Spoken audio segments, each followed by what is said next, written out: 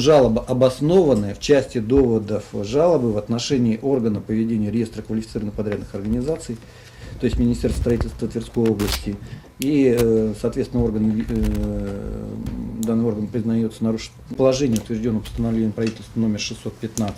Комиссия выдает предписание следующее: аннулировать торги и отменить протокол. Отменить решение в части исключения из реестра сведений в отношении ООО «Евролифтмаш». Можно еще раз формулировку его предписания?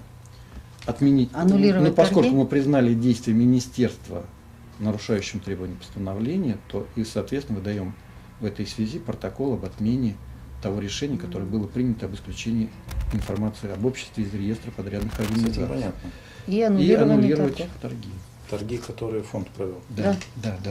Но нарушителем мы признали министерство. Предписание, соответственно, выдается министерству и аукционной комиссии.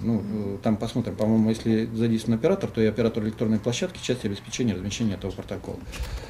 И, соответственно, включение. А по поводу аннулирования всем, соответственно, оператору, организатору аукциона, органу поведения реестра и оператору электронной. Наши действия какие? Ждать нашего решения с предписанием.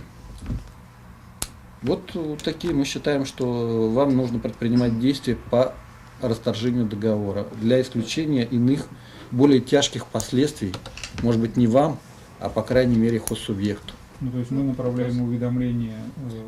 Принимайте решение по расторжению.